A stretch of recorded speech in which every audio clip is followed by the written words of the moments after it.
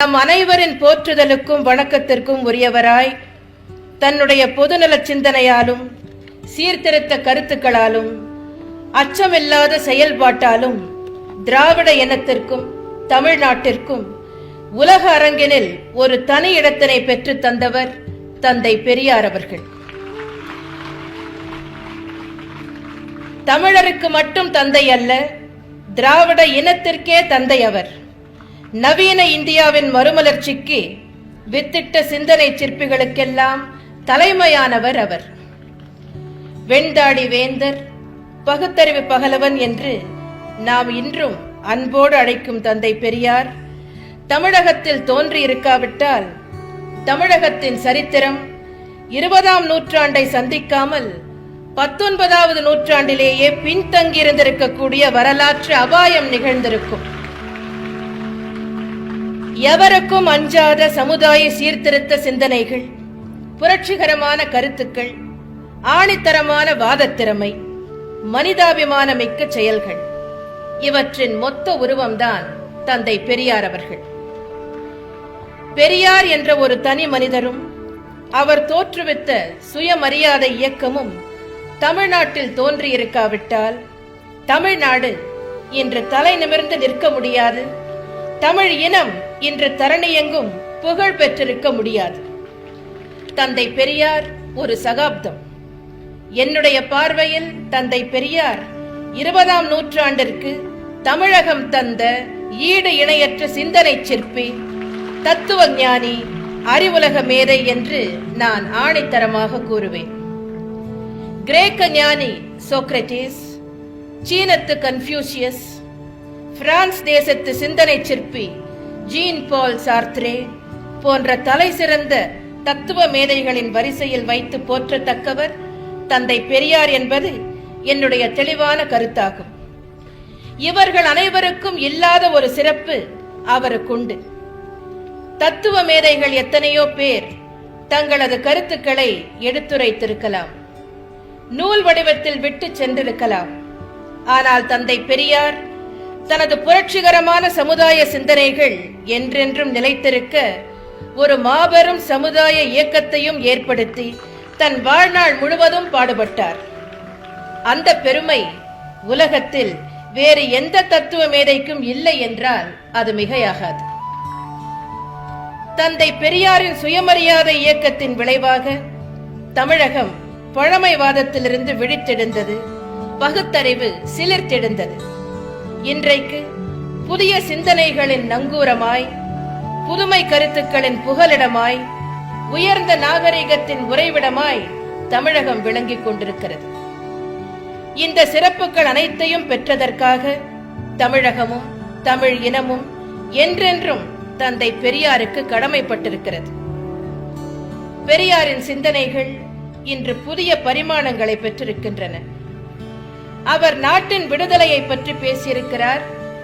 தமிழ் இனம் தனது தனித்துவத்தை நிலைநாட்ட வேண்டியதன் அவசியத்தை பற்றி கூறியிருக்கிறார்.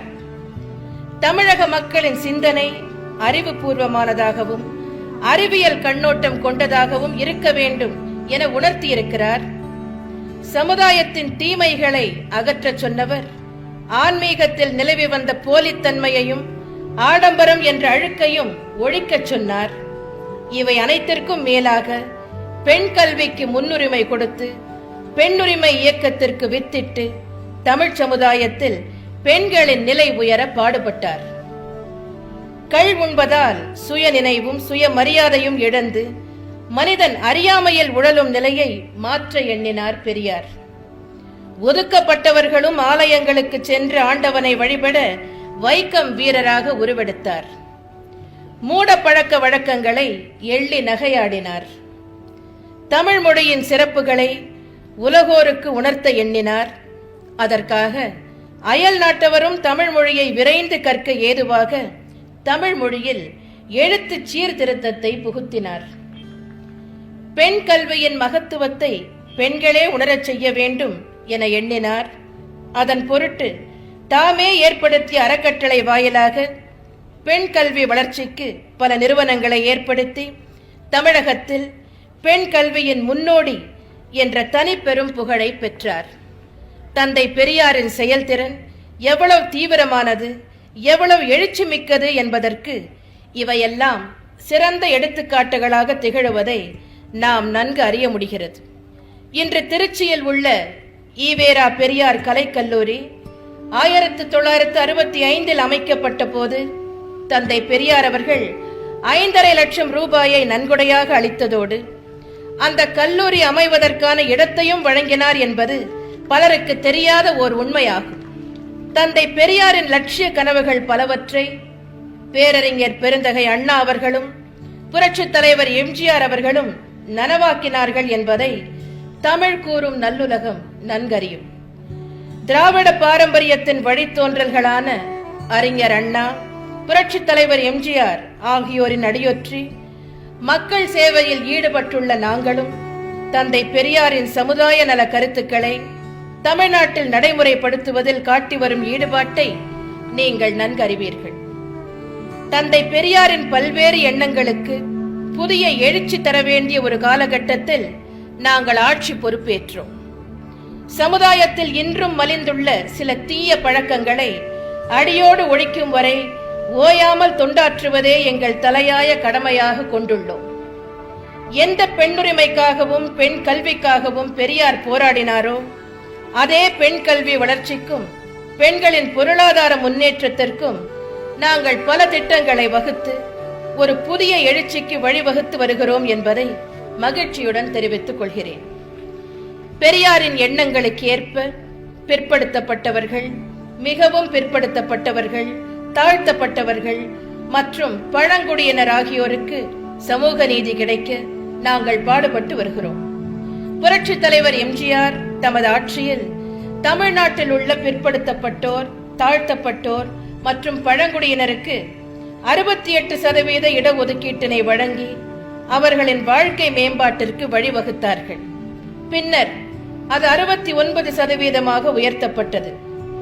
உச்ச நீதிமன்றத்தின் தீர்ப்பு ஒன்றில் இடஒதுக்கீடு எந்த காரணத்தை கொண்டும் 50% மேல் இருக்கக்கூடாது என்று ஆணையிட்டதால் எழுந்த சமுதாய பிரச்சனைகளை நீங்கள் நன்கு அறிவீர்கள். தந்தை பெரியாரின் சமூக நீதி கொள்கைக்கு சிறிதளவு கூட பாதிப்பு ஏற்படக்கூடாது என்பதில் மிகவும் உறுதியாக இருக்கும் உங்கள் சகோதரியின் இந்த அரசு தமிழகத்தில் 69% இடஒதுக்கீடு தற்போது போல் என்றென்றும் தொடரும் வண்ணம் இந்திய அரசியலமைப்பு சட்டத்தில் திருத்தம் ஏற்படுத்த வற்புறுத்தியதோடு தமிழக சட்டப்பேரவையில் 69% இடஒதுக்கீட்டை தொடர சட்டம் ஒன்றை நிறைவேற்றி மேதகு குடியரசுத் தலைவரின் அங்கீகாரத்திற்கு அனுப்பி வைத்துள்ளது. ஒரு பெண் ஒரு ஆணை பொருளாதாரத்தின் காரணமாக சார்ந்திருக்க கூடாது என்ற பெண்ணுரிமை கருத்தை மகளிர் கல்வி மிகவும் குறைவாக இருந்த அந்த காலத்திலேயே தந்தை பெரியார் எடுத்துரைத்தார். பெண்களின் முன்னேற்றத்திற்கு அரும்பாடுபட்ட தந்தை பெரியார் அவர்கள் இன்று நம்மிடையே உயிரோடு இருந்திருந்தால் ஒரு பெண்மணி தமிழ்நாட்டின் முதலமைச்சராக இருப்பதைக் கண்டு பெரும் மகிழ்ச்சி அடைந்திருப்பார். தனது எண்ணங்கள் ஈடேறி வருவதைக் கண்டு அகமகிழ்ந்திருப்பார். சமூக நீதி காக்கப்பட வேண்டும் என்று எனக்கு கற்றுத்தந்தவர் எனது அரசியல் ஆசான் புரட்சித் தலைவர் எம்ஜிஆர் அவர்கள். இந்த சமூக நீதி எப்படி காக்கப்பட வேண்டும் என்பதை நான் அறிந்து கொண்டது பேரறிஞர் பெருந்தகை அண்ணா அவர்களின் எழுச்சிமிகு எழுத்துக்களில் இருந்துதான். ஆனால் இந்த சமூக நீதி ஏன் காக்கப்பட வேண்டும், எதற்காக போற்றப்பட வேண்டும் என்பதை நான் தெரிந்து கொண்டது தந்தை பெரியார் அவர்களின் நூல்களை பயின்றுதான் என்பதை இந்த நேரத்தில் மிக்க பெருமிதத்தோடு தெரிவித்துக் கொள்ள விரும்புகிறேன்.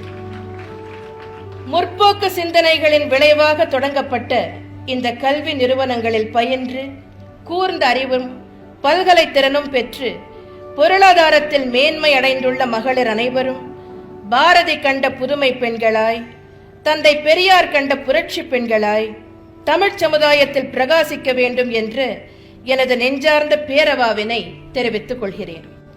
தமிழ் சமுதாயம் சிறக்க வேண்டும், தமிழர் தம் வாழ்வு உயர வேண்டும் என்று தன் வாழ்நாள் முழுவதையும் தமிழர் நலன் காக்கும் பணியில் தம்மை அர்ப்பணித்துக் கொண்ட தந்தை பெரியார் தோற்றுவித்த அறக்கட்டளையின் கீழ் இயங்குகின்ற கல்வி நிறுவனங்கள் அனைத்தும் தந்தை பெரியாரின் பெருமைக்கு சிறப்பு சேர்க்கும் வண்ணமும் தந்தை பெரியாரின் கொள்கைகளுக்கு உரமூட்டும் வகையிலும் தந்தை பெரியாரின் புகழ் என்றென்றும் நிலைத்து நிற்கும் வகையிலும் தமிழ் சமுதாய மேம்பாட்டு பணியாற்றி மென்மேலும் சிறப்புகள் பலவற்றை அடைய வேண்டும் என்ற எனது நல்வாழ்த்துக்களை தெரிவித்துக் கொள்கிறேன்.